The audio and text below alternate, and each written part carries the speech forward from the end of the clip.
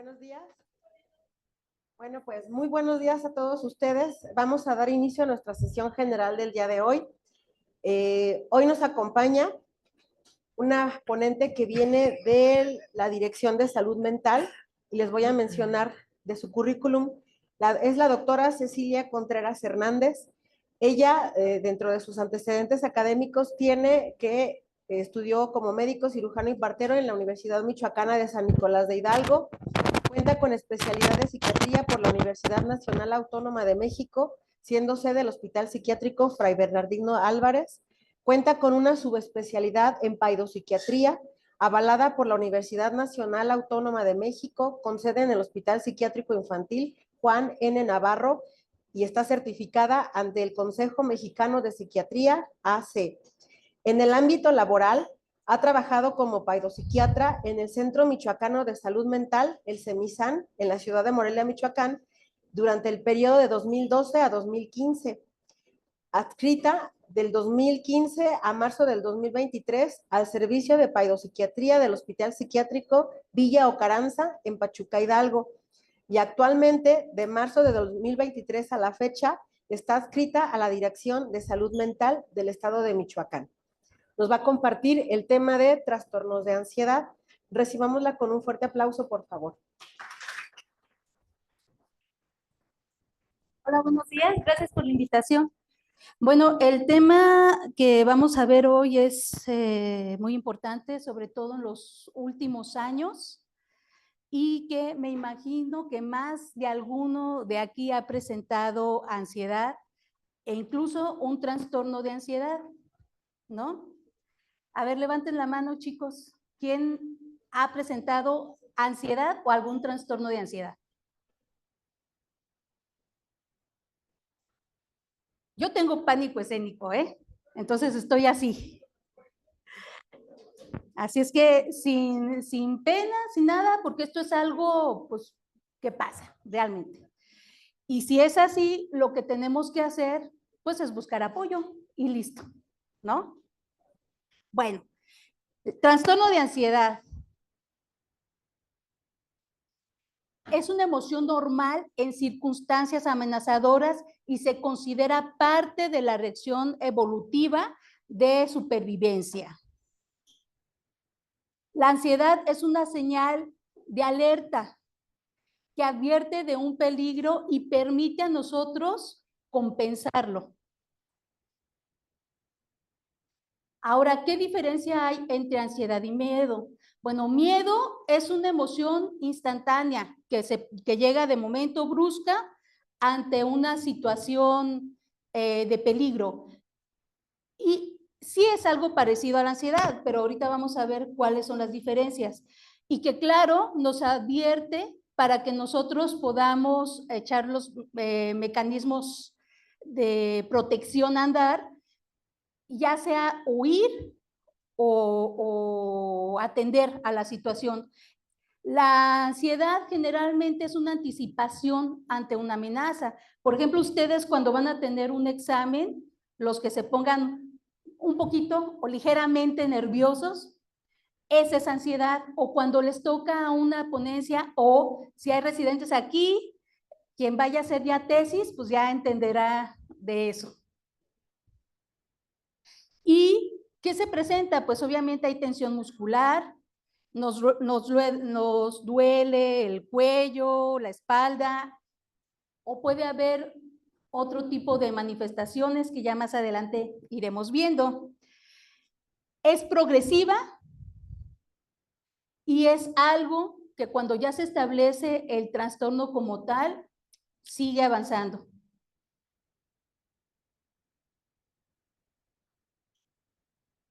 ¿Es adaptativa? Sí, claro, puede ser adaptativa, que puede salvar la vida del individuo o, más que otra cosa, advierte de amenazas, como ya lo vimos. Es una alarma biológica que nos prepara para la acción. Impulsa al individuo a adoptar medidas necesarias para evitar la amenaza y reducir sus consecuencias. Que claro, va acompañada de alguna actividad somática autónoma del sistema nervioso simpático y parasimpático. Por lo tanto, ya me ando adelantando, chicos.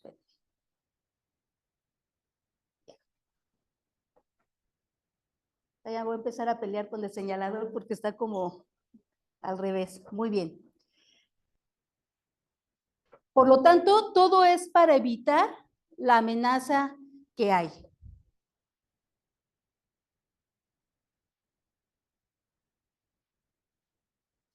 ¿Cuándo no es adaptativa? Cuando esta es progresiva, persistente y que ya no existe algún peligro. Por ejemplo, vamos a exponer, ya pasó la exposición o la ponencia, pero aún yo me siento mal y no es solamente 2, 3 horas después, llega para quedarse. Y de verdad que sí es importante identificar los síntomas, porque como les comenté, esto va a ir en aumento.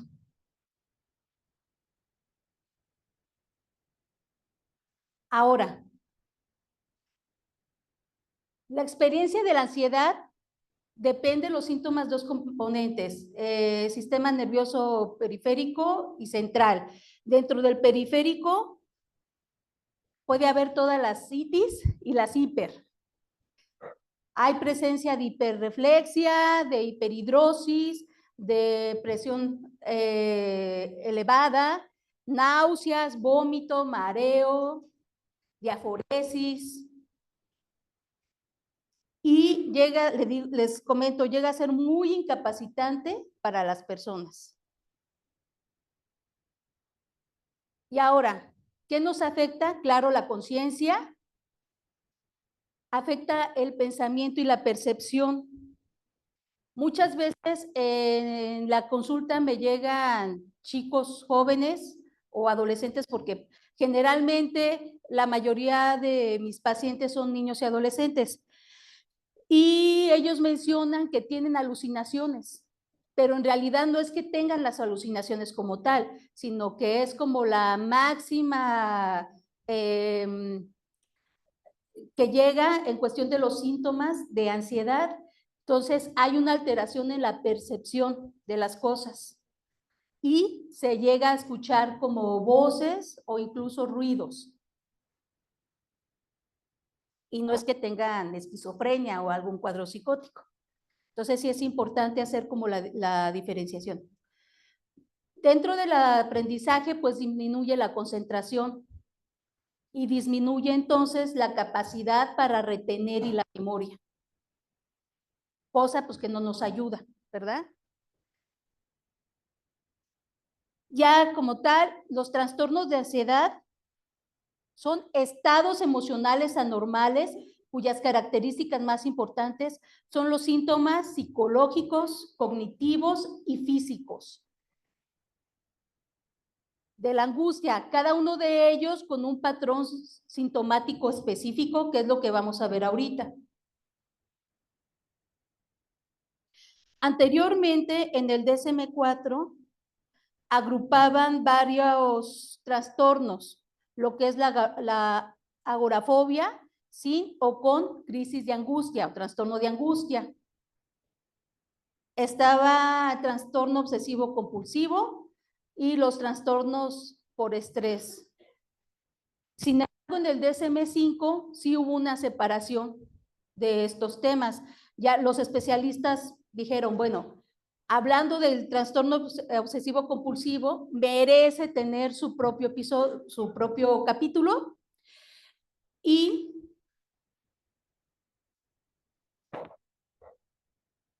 lo cambian. Porque si bien es sabido que el trastorno obsesivo compulsivo tiene componentes de ansiedad, es más complejo de lo que se creía. Posteriormente, de igual manera, le dan el crédito propio a los trastornos de estrés, ya sea por ajuste, trastorno de estrés agudo, trastorno de estrés postraumático. Entonces, únicamente nos quedamos con lo que sería la agorafobia, trastornos de ansiedad generalizada, trastornos de separación y fobias específicas, fobias evitativas. Ahora, el trastorno de ansiedad de separación es un trastorno donde la persona sufre mucho cuando la persona, su cuidador o con quien ha hecho el vínculo, se separa de él. Y esto llega incluso a afectarle en las tres áreas: ambiental, social, ya sea académica o laboral. Antes se pensaba que el trastorno de ansiedad por separación era únicamente en menores de 18 años. Actualmente vemos que incluso también se llega a presentar en los adultos. Se confunde un poquito con lo que son los trastornos de personalidad dependiente. ¿Y qué es lo que pasa? Hay una ansiedad excesiva inapropiada para el nivel de desarrollo del sujeto, consciente a su separación respecto al hogar de las personas con quienes está vinculado, puestas de manifiesto 3 o más de las siguientes circunstancias, o sea, los criterios diagnósticos. Malestar excesivo recurrente cuando ocurre o se anticipa la separación. Preocupación excesiva y persistente por la posible pérdida de las principales figuras vinculadas, o que estos puedan presentar algún daño. Preocupación excesiva y persistente por la posibilidad de que un acontecimiento adverso dé lugar a separación de una figura vinculada importante. Resistencia negativa persistente para ir a la escuela por miedo a la separación. Resistencia o miedo persistente para estar en casa solo o sin las principales figuras vinculadas. Pesadillas frecuentes respecto a la separación y quejas repetidas de síntomas físicos. Puede ser que se despierten y empiecen a presentar náuseas, mareos o incluso haya fiebre. La duración de este trastorno generalmente debe ser en niños y adolescentes alrededor de 4 semanas para hacer el diagnóstico. En los adultos sí debe de cumplir más de 6 meses. Y el inicio, como les comentaba anteriormente, antes decían, esto debe de ser antes de los 18 años. Actualmente, también los adultos podemos presentar esta situación.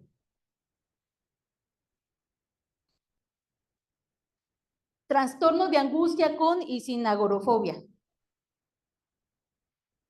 Es un trastorno caracterizado de crisis de angustia inesperadas y repetidas de tal intensidad que ocasionan preocupación y temor al sujeto de volver a presentarlas. ¿Alguien de ustedes ha llegado a tener alguna crisis de angustia? ¿No? Si no, qué bueno, porque sí es una sensación terrible.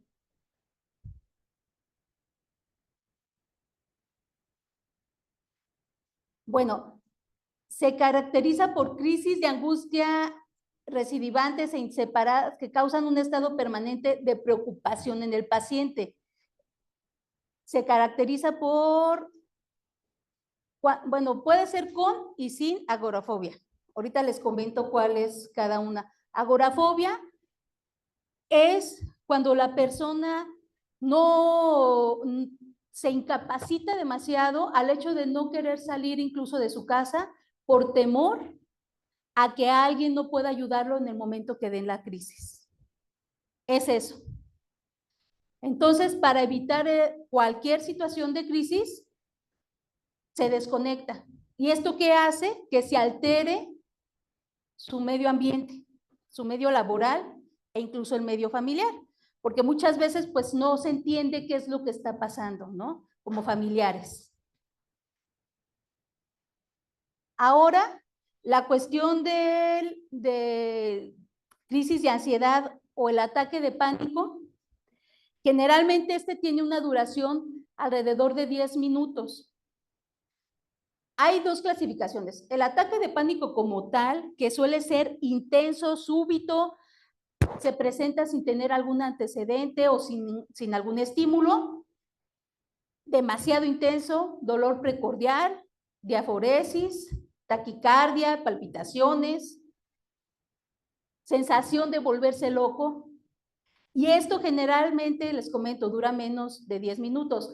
Las crisis de angustia como tal pueden incluso durar media hora o extenderse. Los síntomas podríamos decir que son los mismos, pero en menor intensidad. O sea, en realidad, la persona puede tolerar esta situación, mientras que en el ataque de pánico sí llega a confundirse incluso con un infarto. Entonces, son dentro de las urgencias en cuestión de psiquiatría, es una de las importantes.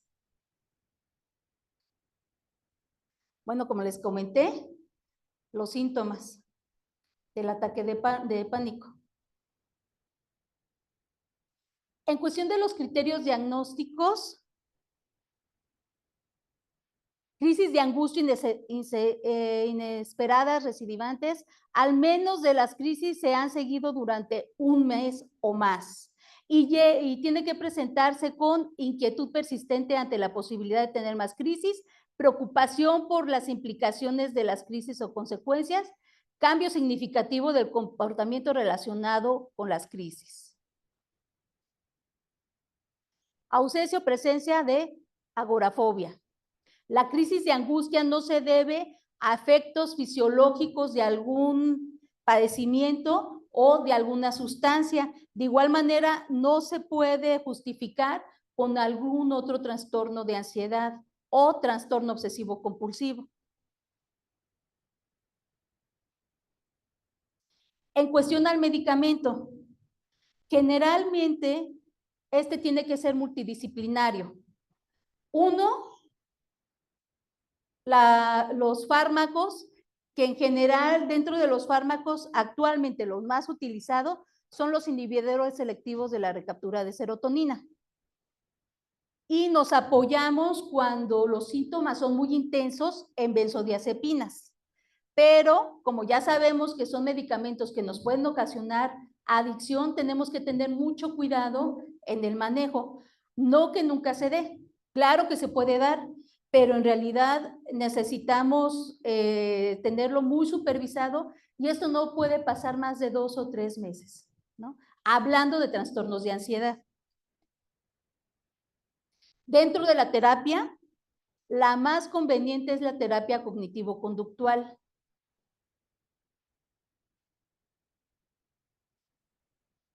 Ahora, todos los inhibidores que hay son efectivos, pero en realidad la paroxetina es el medicamento que nos ocasiona más efecto y que nos disminuye con más rapidez los síntomas de ansiedad.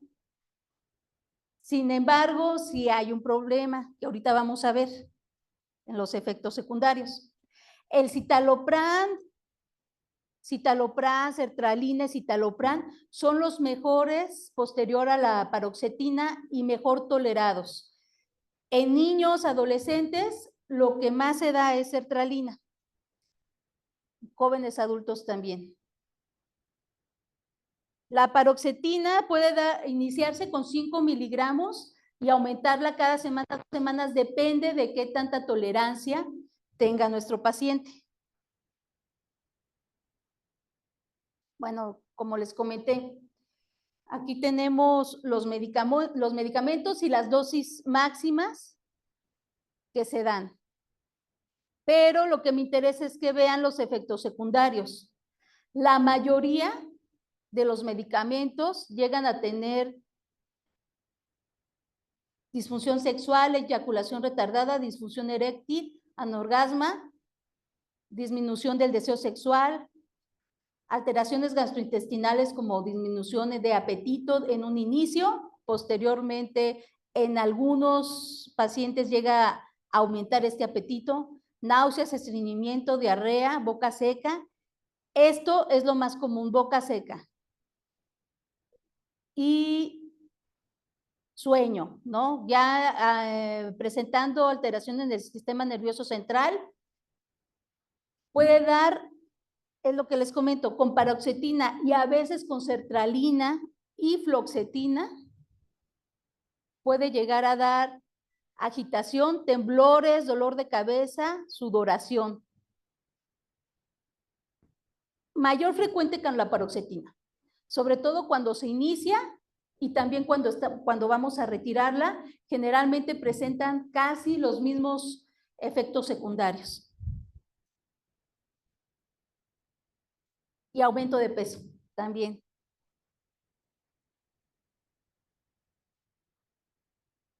Las benzodiazepinas, pues sí son maravillosas, ¿no?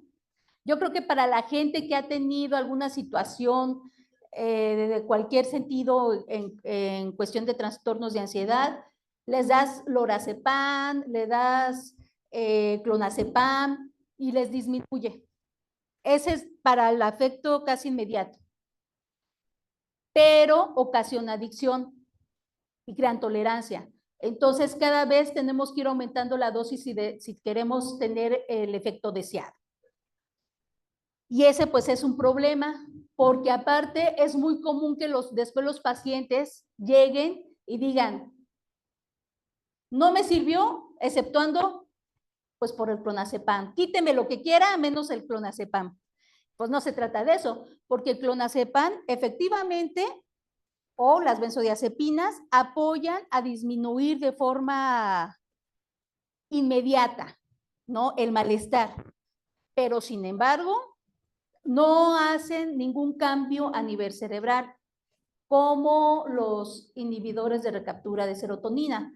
Aquí la intención es que empiece a haber mayor secreción nuevamente de la serotonina que nosotros tenemos, que baje la noradrenalina que está aumentada, de igual manera también el cortisol.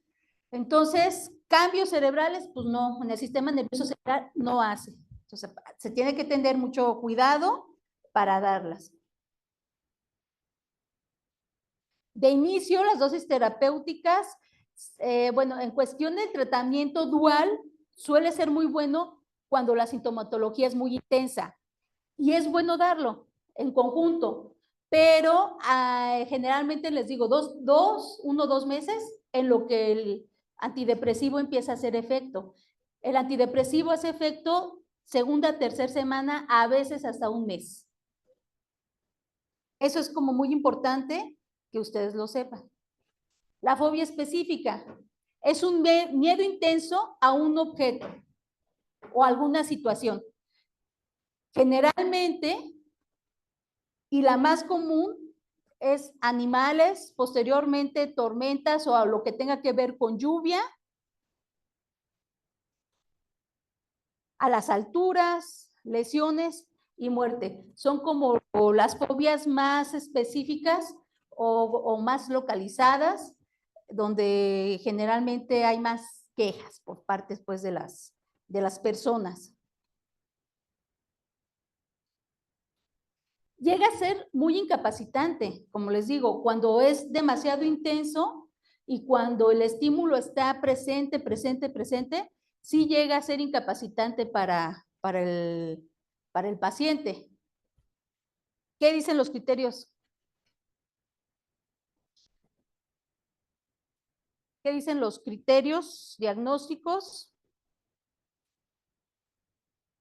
Temor persistente, que es excesivo y irracional, porque efectivamente el paciente sabe que pues no puede pasar nada. Por ejemplo, alguien que le tenga miedo a las palomas, siendo realistas, ¿qué le puede hacer una paloma a un humano? Pues nada, ¿no? Pero efectivamente es un temor irracional que ocasiona una respuesta inmediata de ansiedad que puede tomar la forma de una crisis de angustia situacional con los síntomas de la crisis de angustia. La persona reconoce el miedo excesivo e irracional y la situación fóbica se evita o se soporta con un malestar intenso. Los comportamientos de evitación, la anticipación ansiosa al malestar provoca situaciones que interfieren acustadamente la rutina normal de la persona, es lo que les digo, llega a ser muy incapacitante. En los menores de 18 años, esto tiene que ser por menos de, 6 meses cumplidos o más. En el adulto, de igual manera, o incluso alrededor de 2 años, con el temor irracional. Y no se justifica con algún otro tipo de patología, ni tampoco que sea secundario alguna sustancia o algún fármaco. En cuestión del tratamiento, tenemos la terapia de exposición, pero tenemos que ser muy cuidadosos, o los terapeutas tienen que ser muy cuidadosos en el momento de emplearla, porque pueden desencadenar la crisis de angustia. Entonces, esto tiene que ser muy, poco a poco, y se trata de sensibilizar a la persona. Y primero empezar con cuestión de que imagínese a la paloma, ¿no? Posteriormente, presentarla en imágenes para que así pueda verla directamente. Aquí hay una cosa, muchas veces no logran vencer ese temor. Y en cuestión de farmacología, antagonistas betadrenérgicos son los de elección para los síntomas sobre todo, y las benzodiazepinas. En realidad, en fobias específicas, no hay un tratamiento que funcione tanto porque el estímulo lo conocemos. O sea, ¿el tratamiento cuál sería? Que no estuviera frente al estímulo.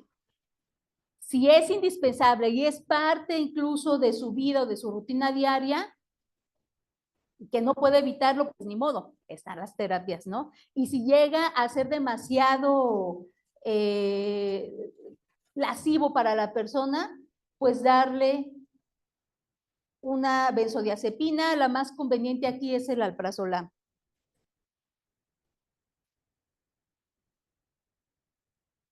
Fobia social. Pienso que aquí más de alguno hay como, no tanto la fobia social como tal, puede ser que haya más pánico escénico, ¿no? En el momento que nos toca estar expuestos ante el público, pues claro, ¿no? Claro que uno se pone nervioso. Y en sí, ¿qué es? Miedo intenso y persistente a enfrentarse a situaciones sociales o al escenario. ¿Y cuál es el temor en realidad? Pues el sentirnos expuestos. Miedo excesivo a la humillación, a situaciones embarazosas en diversos entornos sociales. Si es generalizada, pues claro que llega a ser crónica e incapacitante. Y pues llegan a evitar cualquier situación social, ¿no? Incluso hasta familiar. La fobia social también tendríamos que hacer como con diagnóstico diferencial, con lo que es el síndrome de Asperger. ¿Sí han escuchado del síndrome de Asperger? Que las personas llegan a ser no antisociales, pero no les gusta mucho el contacto físico, no les gusta el contacto con las personas como tal. Entonces, se tiene que hacer diagnóstico diferencial. ¿Qué dicen los criterios diagnósticos? Temor acusado y persistente por uno más de las situaciones sociales o actuaciones en públicos en la que el sujeto se ve expuesto a personas que no pertenecen a su ámbito familiar o con los que generalmente convive, ¿no? La exposición a las situaciones sociales temidas provoca invariablemente una respuesta inmediata de ansiedad, que puede ser pues una crisis de angustia. El individuo reconoce que es un miedo irracional, pero es algo que se siente y que le es muy difícil de manejar. Las situaciones sociales o actuaciones en público temidas se evitan, o bien pues se tienen que experimentar con mucho malestar. Se debe de presentar en individuos menores de 18 años, más de 6 meses o 6 meses mínimo, y en los adultos hasta 2 años. Y este miedo irracional no debe de depender de alguna sustancia o de algún fármaco. De igual manera, se tiene que hacer diagnóstico diferencial con alguna enfermedad fisiológica o, como les digo, como el síndrome de Asperger. Bueno, no es fisiológico como tal, pero se debe de hacer diagnóstico diferencial.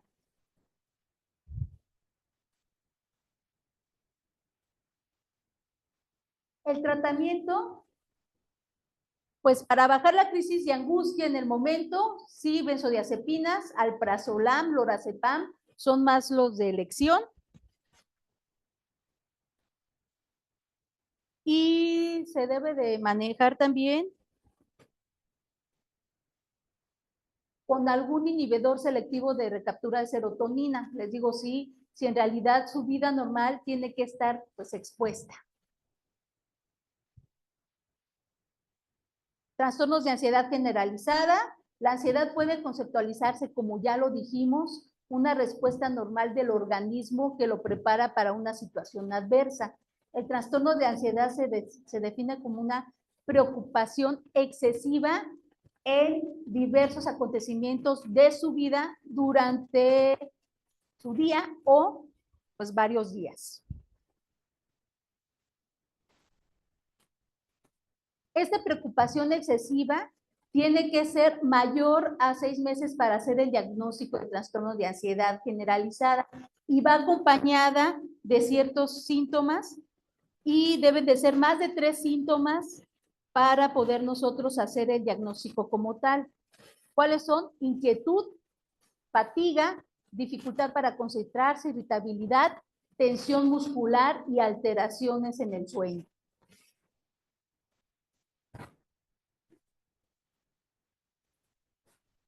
Y claro, pues provocan los síntomas físicos y un malestar clínicamente significativo. Y estas alteraciones no son debidas a una enfermedad fisiológica, como podría ser el hipertiroidismo, y no tampoco están relacionados con la toma de algún fármaco o alguna sustancia. De igual manera, se tiene que hacer diagnóstico diferencial también con otros trastornos de ansiedad. El tratamiento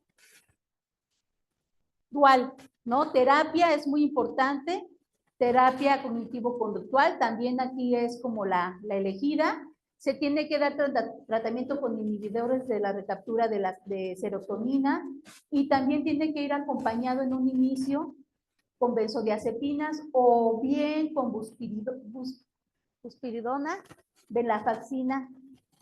La venlafaxina es otro antidepresivo que también nos funciona para disminuir ansiedad.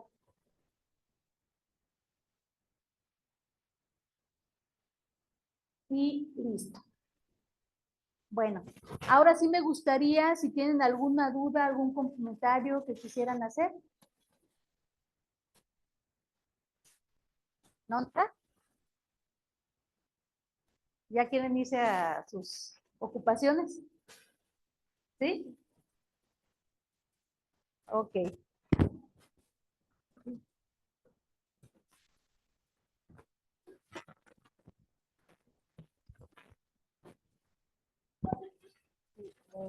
¿Preguntas, comentarios?